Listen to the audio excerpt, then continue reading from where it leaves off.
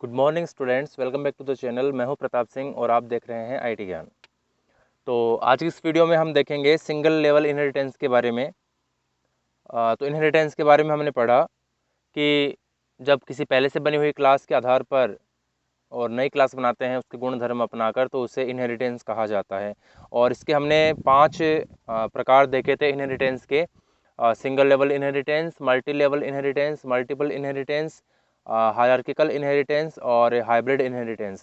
तो उसमें से पहला टाइप आज पढ़ेंगे, इसमें सिंगल लेवल इनहेरिटेंस।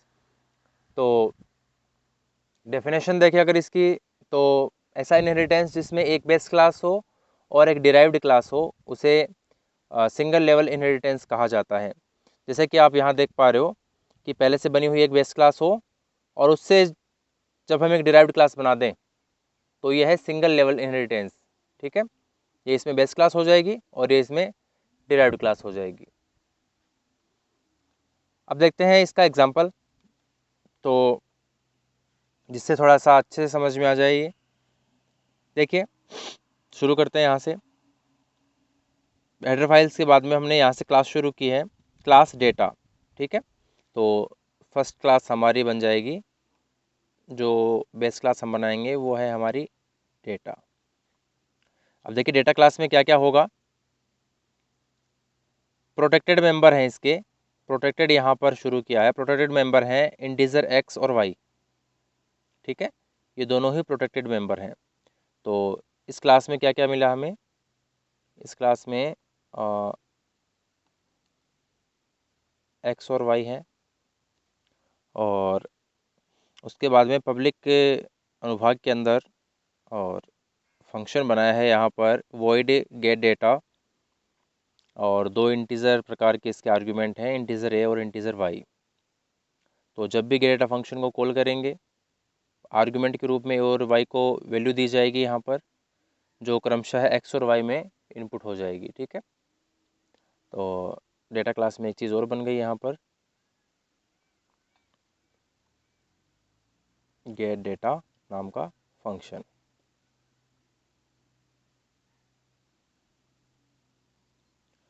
उसके बाद में इसी क्लास के अंदर फंक्शन है show data, void show data void. और शो डेटा फंक्शन को कॉल करने पर ये क्या करता है, क्रमशः एक्स और वाई की वैल्यू को प्रिंट करता है। सी आउट स्टेटमेंट लिखा हुआ है, तो सी आउट के अंदर एक्स इक्वल एक्स की वैल्यू आ जाएगी और वाई इक्वल वाई की वैल्यू। तो गेट डेटा क्लास में एक चीज़ और आ गई यहाँ पर, शो डेटा। और यहाँ पर क्लास हमारी समाप्त होती है, डेटा क्लास यहाँ पर समाप्त हो गई। तो डेटा क्लास के अंदर हमने क्या क्या बनाया, एक्स और वाई 2 डेटा मेंबर बनाए इसमें, और गेट डेटा और शो डेटा नाम के 2 फंक्शन हैं इसमें। ठीक है, 3 चीज़ें हो गई इसमें। अब यहाँ देखिए, नई क्लास बनाने जा रहे हैं हम, लिखा है क्लास मैक्सिमम। तो जैसे कि हमने प्रोटोटाइप देखा था इनहेरिटेंस का, उसमें था कि जो पहले से बनी हुई क्लास है उसका नाम आए, जो नई क्लास हमें बनानी है उसका नाम आएगा, क्लास लिखकर नई क्लास का नाम, उसके बाद में एक्सेस मॉडिफायर, और उसके बाद में जो पुरानी क्लास बनी हुई है उसका नाम। तो यहाँ पर हम नई क्लास बना रहे हैं मैक्सिमम। ठीक है, और मॉडिफायर रखा है इसका पब्लिक। इट मीन्स यहाँ पर ये किस रूप में है, एक्स और वाई प्रोटेक्टेड रूप में है, गेट डेटा और शो डेटा यहाँ पर दोनों पब्लिक प्रारूप में है।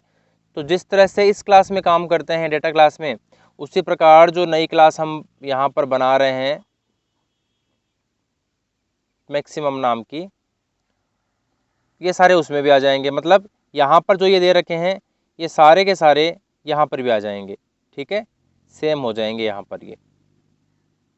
ठीक है, अब इस मैक्सिमम क्लास के अंदर अलग से और क्या बनाएंगे हम, वो देखिए। मैक्सिमम क्लास में पब्लिक अनुभाग में लिखा है एक फंक्शन है मैक्स नाम से। ठीक है, void max void. Max function में देखिए क्या लिखा है,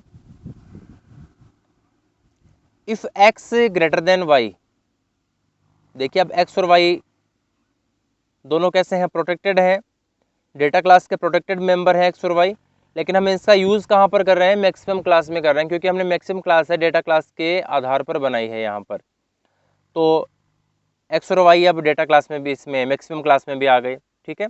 और यहाँ पर लाकर हम क्या कर रहे हैं, इनको कंपेयर कर रहे हैं, if X greater than Y, ठीक है, कि एक्स है वो वाई से बड़ा है। यदि ऐसा होता है तो हम प्रिंट करते हैं, प्रिंट हो जाता है मैक्सिमम इज और एक्स की वैल्यू, ठीक है। और यदि एक वैल्यू यहाँ पर ये जो कंडीशन है गलत होती है, तो गलत होने की स्थिति के अंदर और ये सेकेंड लाइन प्रिंट होगी यहाँ पर जो एल्स में लिखा हुआ है मैक्सिमम इज वाई, ठीक है।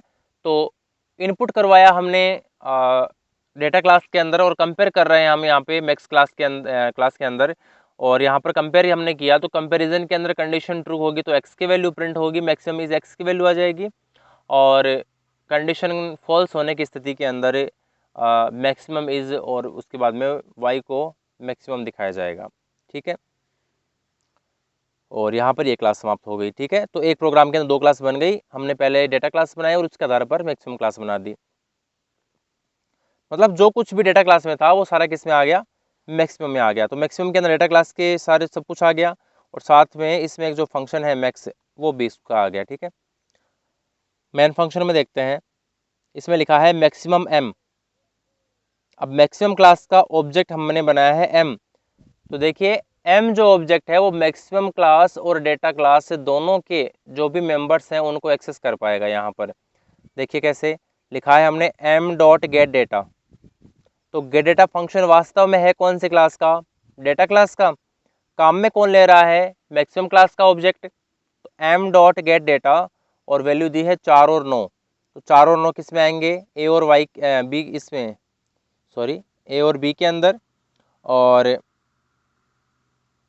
दोनों ही कॉपी हो जाएंगे एक्स और वाई के अंदर। तो यहाँ पर एक्स की वैल्यू हो जाएगी 4 और वाई की हो जाएगी 9।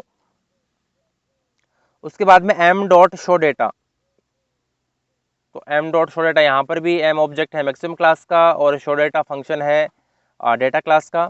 तो यहाँ पर भी हम प्रिंट करेंगे एक्स और वाई की वैल्यू, तो प्रिंट होगा एक्स बराबर 4 वाई बराबर 9। उसके बाद में M dot max, max function को कॉल किया, तो मैक्स फंक्शन क्या करेगा, एक्स और वाई को कंपेयर करेगा, X is greater than Y, तो 4 इज़ ग्रेटर देन 9। यहाँ पर देखेंगे तो यहाँ पर क्या होगा, कंडीशन हमारी क्या होगी, फॉल्स हो जाएगी। फॉल्स होने पर एल्स वाला पार्ट है यहाँ पर मैक्सिमम इज वाई, तो आउटपुट में और आगे क्या आएगा, मैक्सिमम इज वाई की वैल्यू कितनी है 9, तो आ जाएगा 9।